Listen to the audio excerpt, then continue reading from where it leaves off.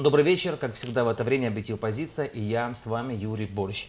Сегодня поговорим о благотворительном фонде «Маленькие сердца», который начал свою работу в Украине и в частности на территории Харьковской области. И у нас в гостях основатель благотворительного фонда госпожа Паскаль Варье. Здравствуйте. Здравствуйте. Помогать нам будет сегодня переводчик Анастасия Дербунова. Госпожа Паскаль, первый вопрос к вам. Расскажите, пожалуйста, каким образом был создан фонд «Маленькие сердца» и какая главная миссия этого фонда? La première question pour vous, racontez-nous s'il vous plaît comment est-ce que le fonds Les Petits Cœurs a été créé et quelle est la mission principale de ce fonds? Alors, les Petits Cœurs ont été créés en 2006 suite à l'adoption de mon fils Igor, une adoption russe, avec le souhait d'aider les enfants sans parents, les enfants d'orphelins. Фонд «Маленькие сердца» был создан в 2006 году после того, как я усыновила своего первого сына, русского ребенка, чтобы фонд был создан с целью того, чтобы помогать детям-сиротам. Et l'objectif de l'organisation est d'aider les orphelins de Russie et d'Ukraine. Целью организации является помощь сиротам в Украине и в России. Когда фонд начал уже работу непосредственно в Украине? То есть, я так понимаю, из-за событий, которые начали происходить на востоке страны, из-за войны, да, вы сместили, быть может, расширили поле деятельности на территорию нашей страны? Quand est-ce que votre fonds a commencé le travail directement en Ukraine? Comme je comprends que peut-être à cause des actions militaires, à cause de la guerre à l'est de l'Ukraine, vous avez élargi votre sphère d'action sur ces territoires. Non, nous avons commencé nos actions en Ukraine.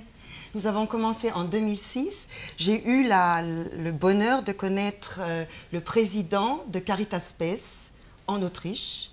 De Caritas Spes, qui est l'organisation catholique religieuse d'Ukraine et qui avait un besoin de soutien financier.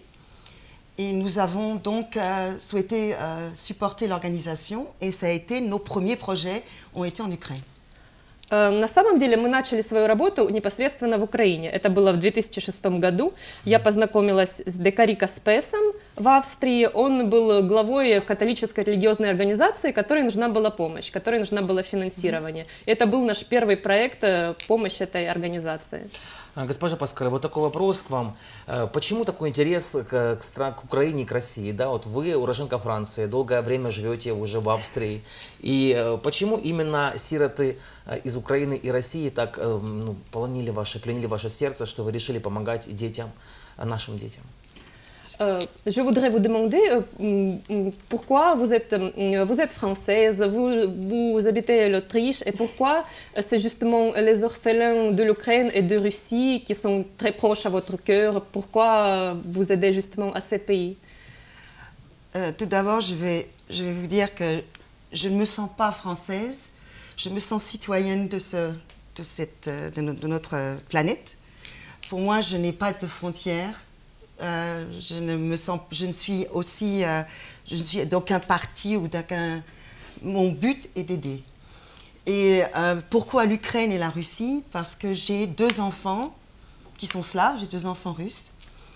J'ai une famille de 5 enfants et mes 5 enfants sont adoptés.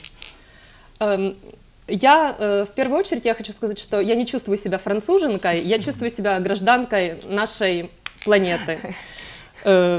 Гражданкой мира. И моя миссия, я не знаю границ, я не знаю стран, для меня это не важно, моя миссия это помогать.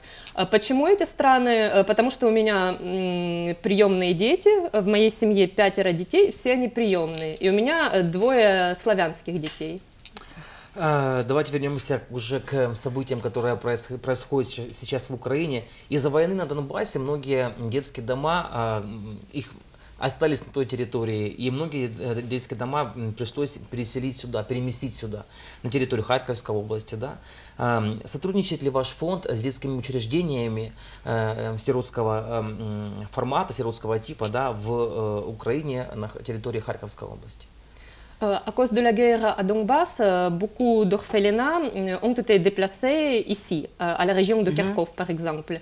Est-ce que vous avez la coopération, est-ce que votre fonds coopère avec les orphelinats dans la région de Kharkiv? Absolument. Nous avons donné un peu l'historique de l'organisation en Ukraine. Nous avons commencé en coopération avec Caritas Spes. Nous avons commencé à travailler dans la région de l'ouest de l'Ukraine. Entre 2006 et 2015, nous avons supporté des familles, des maisons d'enfants qui ont été construites en soutien avec Caritas Spes. Nous avons construit un centre pour enfants de la rue à Fastiv. Nous avons construit un village d'enfants à Lviv. Tout notre travail s'est trouvé à l'ouest de l'Ukraine. Lorsque la guerre s'est passée à l'est de l'Ukraine, le souhait de l'organisation a été de changer notre direction vers l'est afin d'aider le plus d'enfants possible.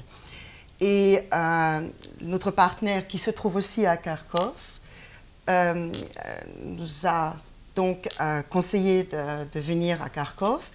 Et là, grâce à des amis ukrainiens comme Irina Diachenko, comme Alexandra Saïnko, nous avons donc pu, l'année dernière, visiter 3 orphelinats, dont 2 à Vyssoky. Vyssoky,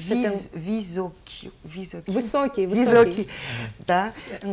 Un orphelinat pour petits-enfants, dont beaucoup d'enfants sont de la région de Donbass, et un orphelinat, un correctional internat, où des enfants ont besoin de soutien. Et de plus, nous avons visité un orphelinat pour enfants handicapés, sévèrement handicapés, qui nous a émotionnellement beaucoup touchés. C'est un orphelinat à Bohodoukiv. Богодухов. Вы, наверное, переводите уже, потому что очень большой вот такой ответ получается. Да, мы начали с истории нашей организации, мы начали с восточного региона Украины. С 2006 по 2015 год мы поддерживали детские дома на востоке, на западе, вернее. Это было в Фастив, Львив. Затем, когда началась война в восточных регионах, мы переместили свою деятельность в эти регионы, и благодаря партнерам в Харькове и благодаря друзьям в Харькове, вот которых она называла Ирина Дьяченко, да, Александра Саенко, у них наладились контакты, и в прошлом году они посетили 3 детских дома в Харькове, в Харьковской области, в поселке Высокий, и детский дом для детей в тяжелом состоянии, для детей с ограниченными возможностями, с тяжелыми нарушениями в Богодухове, который было очень тяжело морально в этом детском доме. Вот, то есть вот их итоги деятельности именно в Харьковской области. А в чем заключается ваша помощь этим детским домам? En quoi consiste votre aide à ces orphelinats, à ces maisons d'enfants? Ce que l'on souhaite, c'est d'améliorer les conditions de vie de ces enfants. Ça, c'est le premier objectif. Comment améliorer les conditions de vie, la santé, le bien-être des enfants. Наша первая цель, главная цель, это улучшить условия жизни этих детей, их здоровье, их, в принципе, вот их жизнь, их уровень жизни. Par exemple, à Bohodoukiv, например, в Богодухове, nous avons remarqué en février l'année dernière que l'orphelinat est dans un très mauvais état. Les lits médicaux n'existaient pas et l'orphelinat n'avait pas de laundry, de vacherie. Laverie, pour laver le vêtement, le linge. Avec 120 enfants gravement handicapés. Например, в Богодухове, где мы были в феврале прошлого года, мы заметили, что Там не было ни медицинских кроватей, не было оборудования, не было даже прачечной для стирки белья. При этом это детский дом для детей с тяжелыми нарушениями, где находится 120 детей. Это все через ваш фонд вы помогли приобрести этому детскому дому? Et vous avez aidé à cet orphelinat à acquérir Absolument, ça? absolument. Nous avons cette année acheté toutes les machines nécessaires professionnelles pour la laverie. Nous avons livré d'Allemagne, grâce à un gros sponsor, nous avons pu livrer 20 lits d'hôpitaux qui sont tout à fait actuels, pas de très bons lits d'hôpitaux. Et l'orphelinat a besoin d'une rénovation des sols parce que les enfants qui se trouvent dans des chaises roulantes ne peuvent pas, ça use le sol. ne peuvent pas se promener en chaise roulante, c'est trop dangereux. L'orphelinat a beaucoup besoin d'aide pour ces enfants, énormément. Да, это именно так. Они помогли финансово приобрести все, что нужно было. То есть это профессиональные стиральные машины для прачечной, это медицинские кровати, которые были привезены из Германии, действительно современные. И также этому детскому дому нужно обновление напольного покрытия, потому что дети, которые перемещаются в инвалидных креслах, они не могут перемещаться, это небезопасно для них по такому напольному покрытию, в таком состоянии, в котором он находится. Госпожа Паскаль, наверное, у вас 5 детей, все они усыновленные, но я так по праву уже можно считать, что и в Украине у вас есть тоже свои дети, хотя они не усыновленные, но вы оказываете им большую помощь, такая огромная большая семья. Вот как часто вы бываете в Украине, были ли вы на Рождество в этих детских домах, на Новый год, да? Быть может быть, какие-то подарки дети получили от благотворительного фонда? Vous avez 5 enfants adoptés et aussi on peut dire que vous avez encore beaucoup d'enfants qui ne sont pas les vôtres, mais c'est les miens, c'est les miens. Ce sont les vôtres en fait. C'est une très grande famille vraiment. Est-ce que c'est souvent que vous visitez l'Ukraine? Est-ce que vous avez visité ces orphelinats pour le Noël par exemple, pour le Nouvel An? Peut-être ils ont reçu quelques aides, quelques cadeaux. Je visite, alors un petit peu, pour donner un peu la vérité de la situation, j'étais souvent en Ukraine dans les années entre 2007 et 2010, où je faisais à peu près 2 à 3 voyages par an. J'ai ensuite j'ai aussi fait des voyages en Russie, puisque j'ai commencé à aider la région de Pskov à partir de 2009.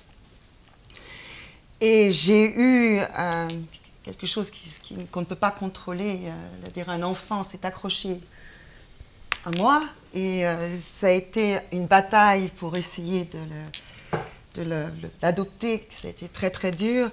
Donc j'ai dû voyager beaucoup en Russie. Là maintenant que c'est bien réglé, je voyage plus en Ukraine, heureusement, parce que j'aime beaucoup votre pays, j'aime beaucoup votre pays. Et pour Noël, nous avons l'intention cette année d'extendre notre projet qui s'appelle Les Anges de Noël, qui est un projet où toute l'Europe, beaucoup d'Européens envoient des cadeaux personnels à des enfants qui font un souhait. Et c'est ce qu'on fera cette année avec Bohodoukiv et Visyokiv. Чтобы рассказать о ситуации так, как она есть, с 2007 по 2010 год я часто ездила в Украину, это было 2-3 поездки в год. Затем я стала ездить в Россию также. С 2009 года я очень много ездила в Псков. И там произошла такая вещь, которую нельзя предусмотреть. Ребенок очень привязался к Паскале, и ей пришлось пройти через многие трудности, чтобы усыновить его в конце концов. То есть она часто в этот период туда ездила. Затем она стала чаще ездить в Украину, сейчас она довольно часто сюда приезжает, потому что очень любит нашу страну.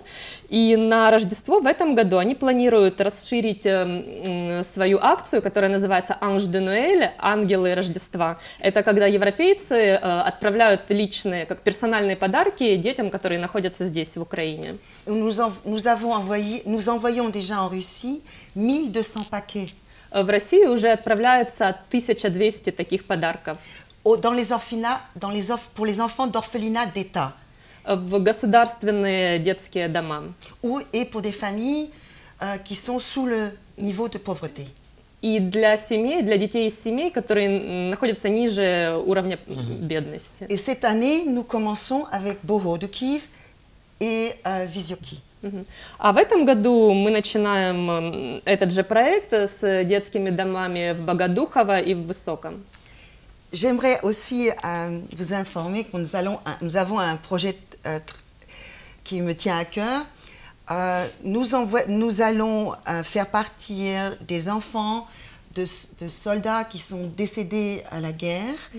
Nous allons financer une semaine de vacances au bord de la mer sur des yachts. Sur des yachts en Turquie. Ah, d'accord. Nous faisons cela régulièrement et cette année, nous allons prendre à peu près 10 enfants qui ont perdu leur père pendant la guerre. On leur offrira une semaine de vacances. Паскаль еще очень бы хотела рассказать о проекте, который ей очень дорог. Это проект для детей, чьи отцы погибли на войне. Они собираются финансировать неделю каникул в Турции для них. Госпожа Паскаль, каким образом вам удается обеспечить финансирование вашего фонда? Потому что очень много проектов, вы рассказали только что об этом. Где берете деньги, по большому счету? И фонд финансируется при помощи европейских доноров, либо существуют и украинские благотворители, которые согласны с вами сотрудничать? Alors, comment est-ce que vous arrivez à financer votre fonds? Est-ce qu'il est financé par les donneurs européens ou ukrainiens? Il y a des donneurs ukrainiens aussi qui veulent coopérer. Tout d'abord, afin de bien travailler et travailler avec succès, nous avons besoin d'un bon partenaire. Ça, c'est vraiment très, très important. Ça, nous coopérons avec Caritas Spes, qui est une organisation qui investit toute leur énergie à aider les enfants dans le besoin en Ukraine. Ça depuis bientôt 20 ans, puisqu'ils fêtent leurs 20 ans d'organisation. Прежде всего, чтобы успешно работать, нам нужен хороший партнер, надежный. Мы уже почти 20 лет сотрудничаем с Caritas Spes, организация, которая всю свою энергию направляет на помощь детям. J'aimerais aussi dire que nous avons aidé à financer un centre pour réfugiés, un centre social pour réfugiés à Kiev, à Kharkiv. Et dans ce centre, les personnes peuvent avoir de quoi manger, les enfants peuvent ont une salle de récréation, il y a un psychologue, il y a un avocat pour aider les personnes qui en ont besoin. Donc, notre partenaire vit ici, sait les besoins qui sont nécessaires et là, nous réagissons aux besoins qu'il nous transmet. Я бы хотела еще сказать, что мы финансировали учреждение социального центра для беженцев в Харькове. Там люди могут прийти, там их могут и накормить, там есть психологи, есть адвокаты, которые помогают людям, которые оказались в такой сложной ситуации. То есть наши партнеры находятся здесь, и они знают потребности региона, знают, что нужно делать, что нужно больше всего, и мы реагируем на эти потребности. Je dis que c'est très important d'avoir un bon partenaire parce que pour gagner des sponsors, si notre partenaire n'est pas Au courant d'abord n'est pas sérieux, on peut faire confiance parce que nous savons, il est très difficile de travailler en Ukraine et en Russie. Pourquoi? Et j'en ai eu j'ai connu cette situation. Il y a une corruption. Oui. Voilà. Et cette corruption, on ne peut pas l'accepter. Donc il faut qu'on trouve un partenaire avec qui on a une confiance absolue pour pouvoir travailler. Et nous avons ce partenaire. Et avec cette confiance absolue et ce partenaire, nous pouvons trouver des sponsors. C'est très très important. Что самое важное, на чем Паскаль настаивает, что важно иметь хорошего, надежного партнера. и у них есть такой партнер, и они могут доверять этому партнеру, и вместе с этим партнером можно завоевать спонсоров, найти спонсоров и привлечь их. То есть у нее есть довольно большой опыт работы в Украине, в России, и она сталкивалась с коррупцией, она знает, что это существует, но когда есть доверие с этим партнером, то можно найти и спонсоров. А с какими трудностями столкнулся ваш фонд в Украине, кроме пресловутой коррупции, которую мы все наслышаны, все мы знаем? Какая помощь вам нужна сейчас? И есть ли поддержка со стороны государственных органов украинских, администрации, то есть вам оказывают какую-то помощь в вашей деятельности здесь, на территории Харьковской области? Quelles difficultés est-ce que votre fonds a rencontré en Ukraine, sauf la corruption dont nous sommes au courant, bien sûr, oui, ça existe. Peut-être vous avez rencontré encore certaines difficultés. Et est-ce que vous avez besoin d'une certaine aide, du maintien? Et est-ce que les autorités ici, ils vous donnent un maintien, une aide? Grâce à ce partenaire qui a, lui, ses contacts, il a ses contacts avec les autorités, je n'ai pas besoin d'avoir de contact avec les autorités. J'ai un partenaire qui est très sérieux, qui ne se laisse pas avoir. Et ça nous permet de savoir que l'argent que nous donnons va à 100% sur les projets, pour les enfants. Et le travail de mon partenaire avec les autorités se passe très bien. Je n'ai pas entendu de problème qui... Les autorités doivent être coopérantes. Moi, je ne les connais pas personnellement. D'accord. То есть, во-первых, у них есть хороший партнер, поэтому, у которого есть контакты с властями, с государственными органами, и который занимается этой работой. То есть Паскаль не слышала о каких-либо проблемах, поэтому то есть она предполагает, что власти идут на сотрудничество. Она полностью доверяет своим партнерам, и она уверена, что все деньги, которые идут на благотворительность, они действительно идут туда, куда нужно. Госпожа Паскале, Украина, она избрала путь в Евросоюз, и мы все надеемся, что через какое-то время мы станем полноправными членами Евросоюза. Вы делаете очень такую огромную помощь в нашей украинской евроинтеграции, потому что, наверное, через ваш фонд европейцы больше знают о нашей стране. Насколько осведомлены, господи, европейцы о ситуации на Донбассе? Насколько вот вы установили детей в России? Многие европейцы знают, какая ситуация у нас на востоке страны, знают, что многие дети остались без родителей. Есть ли желание у европейцев усыновлять украинских детей? И какие, может быть, преграды в этом вопросе стоят? C'est une large question. Comme l'Ukraine a choisi la voie de l'intégration européenne et on espère qu'on va devenir membre de l'Union européenne bientôt.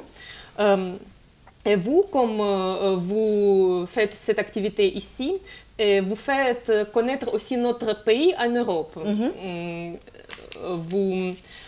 Vous diffusez l'information sur notre pays. Est-ce que les Européens, qu'est-ce que les Européens savent de l'Ukraine, de la situation en Ukraine, de la guerre à Donbass?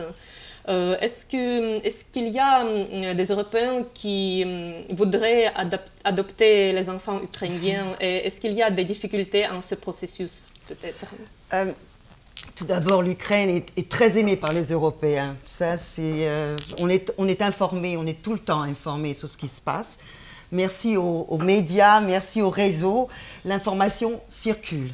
Во-первых, европейцы очень интересуются, очень любят Украину, мы очень информированы, мы следим за информацией, благодаря масс-медиа, благодаря интернету мы получаем информацию. Disons que nous avons maintenant un autre problème qui nous arrive, puisque dû à la guerre en Syrie, nous avons beaucoup de réfugiés. Et là se trouve la situation beaucoup plus centralisée sur le nombre de réfugiés que nos pays reçoivent en ce moment. Сейчас стоит отметить, что в Европе появилась своя проблема. Из-за войны в Сирии много беженцев оказались в Европе, и тут европейцы сейчас, фокус внимания направлен на эту проблему. Et la question c'était... C'était La première question, vous avez répondu déjà. Et c'était aussi, est-ce qu'il y a des Européens qui voudraient adopter les enfants? Alors, l'adoption. d'Ukraine. Mais en Europe, il est pratiquement plus possible d'adopter parce que nous avons pratiquement pas d'enfants adoptés. Во-первых, в Европе очень сложно усыновить или удочерить ребенка, потому что очень мало детей. Voilà. Donc, l'adoption pour les Européens, il y a une liste d'attente énorme. Для европейца, чтобы усыновить или удочерить ребенка, это большой список ожидания. Les familles européennes sont très bien préparées pour l'adoption. C'est-à-dire que pour avoir le permis d'adopter, il faut passer sur un cycle très sévère et ça dure à peu près entre 1 an et demi et 3 ans. Чтобы получить право на усыновление, нужно пройти очень сложный отбор, очень сложную процедуру, которая длится от 1,5 до 3 лет. Mais l'Ukraine, je me souviens de l'époque où il n'était pas très recommandé d'adopter en Ukraine pour ne pas tomber sur un réseau qui soit pas correct, qui soit contre un réseau de personnes qui se font de l'argent. Voilà. Voilà. Donc il y a eu, puisque l'Ukraine n'a pas ratifié la Convention de la Haye.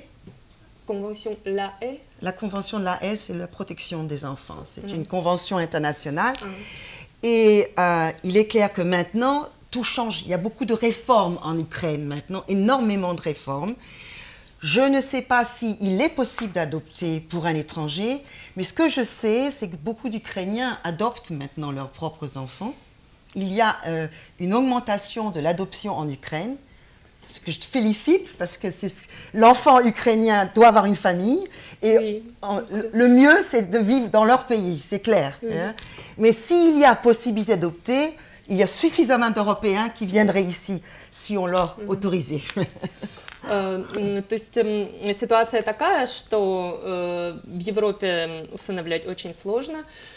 Раньше было не очень рекомендовано усыновлять детей из Украины, потому что можно было попасть на мошеннические организации, которые нелегально отправляют детей в Европу, потому что Украина не ратифицировала международный договор по защите детей. Сейчас, когда многое меняется в нашей стране, проводится много реформ, то есть взгляд на Украину меняется, ситуация меняется, и я не знаю, как насчет возможности усыновления иностранцами, но Паскаль знает, что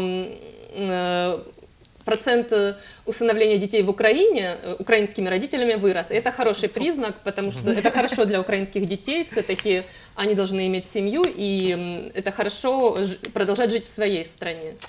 Спасибо большое за участие в нашей программе. К сожалению, эфирное время, оно исчерпалось. Думаю, мы не последний раз встречаемся с вами в этой студии. Успехов вам в ваших начинаниях, и чтобы этот год принес больше радости тем детским домам, мамой которых вы являетесь, мамой-благотворительницей. Malheureusement, notre temps est fini. Je vous remercie pour votre participation et pour le travail que vous faites ici.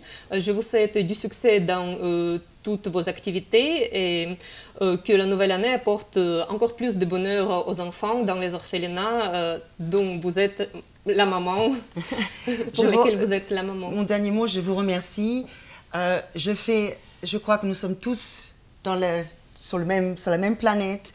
Nous avons tous Анастасия, время у нас уже исчерпалось. Да. Спасибо большое. Спасибо большое. В гостях у видеопозиции была Паскаль Варье, основатель благотворительного фонда «Маленькие сердца».